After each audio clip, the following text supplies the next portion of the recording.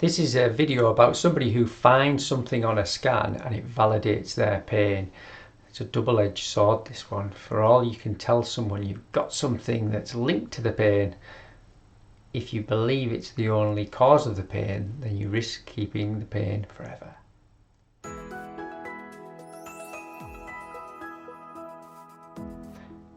Hi, my name's Drew. For those who don't know me, I'm a physiotherapist and I help people reverse the process of persistent pain. This is an explanation about when somebody finds something on an MRI scan that validates their pain in some way. This patient had mid-thoracic back pain. That's in the middle of your spine. Thoracic spine is this midsection, cervical, thoracic and lumbar. Thoracic spine is the midsection of the spine. And he had had intermittent pain for 15 years. And he had loads of treatment over the years of different people, and none of it had provided any lasting relief. He'd been very frustrated that it didn't respond to treatment and that nobody could see his pain. He came for some standard physio, another course to do work. He wasn't that hopeful about me being able to help him, and you can almost sense that feeling of helplessness, hopelessness. And it's a sensitive line to follow when you're suggesting to somebody there might be other factors relating to the pain. But we did the conventional stuff and planted some seeds, and he got curious about it. But then he mentioned to me that he was waiting for a scan, so the policy had meant that he could get another check. I said, go ahead and get your check and let's just see what happens. We saved one session to remain after he had this information. And he came back, he said, they found something. They found a degenerate disc in the middle of my back where I get the pain. And he said, I knew it. I knew there was something there. You know, almost nobody ever heard me or listened to me. And I said, that's great that you've validated, have some sense of validation about where the pain is, that there's something there. But remember, this happened 15 years ago. And there wasn't really any trauma at the time. And it's happened several times since when there hasn't been new trauma.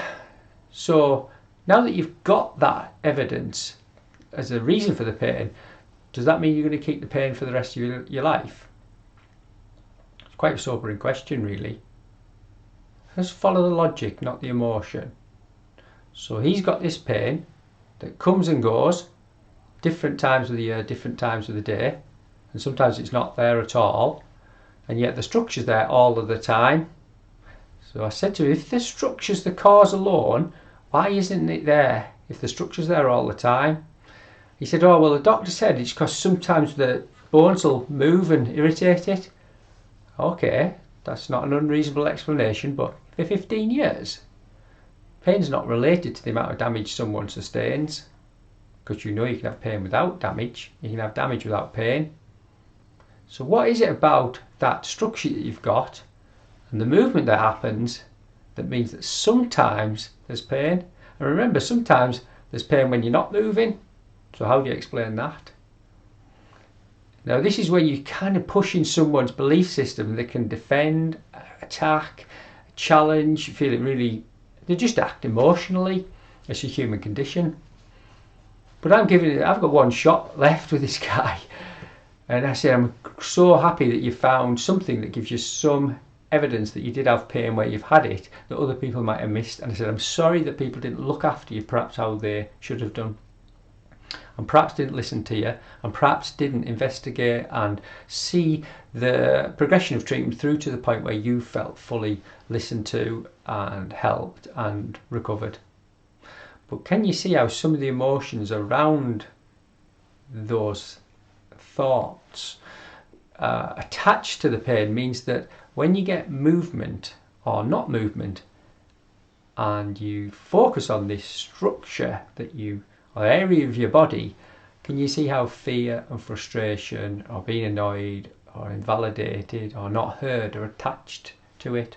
So would you be open to the idea that if those emotions, or there was circumstances in your life that possessed or presented with those things in reality, in anticipation of, or reflection of, to a certain degree, it had the ability to trigger that pathway in your back, tension, restricted movement, and that threshold can trigger the pain.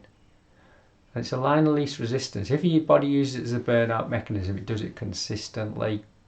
If you are trying to interpret it in that moment and attempting to show someone who can't see an X-ray or MRI scan, but doesn't understand the mechanism, is just treating the physical element and you're chasing it too, so neither person's looking in the right place, then failed treatments are inevitable. And you can't show anybody that pain. But believe me, the MRI scan that shows you the degeneration shows degeneration. It doesn't show pain. It shows an area of the body where there's been changes that may have come with pain but may not have come with pain. I don't know if that's enough to allow him to move back on in life without pain, but I sense the fact that he's got the validation and can tell people, and that might be enough actually to let his pain go. We'll never know because he's discharged, but he's actually quite happy to have had that information. Sometimes that's what's needed, something that satisfies the belief system of the person in pain. It doesn't have to be true, it just has to make them feel that maybe they were right. But if you have to feel that you're right, and you have to hold on to a structural element and the emotions around it to keep proving that you're right, and that means you're in pain, well, needing to be right to trauma response. If you have to let go of those emotions, know that maybe people didn't treat you well at the time that the pain appeared, whether that's physically, emotionally, situationally, relationship wise.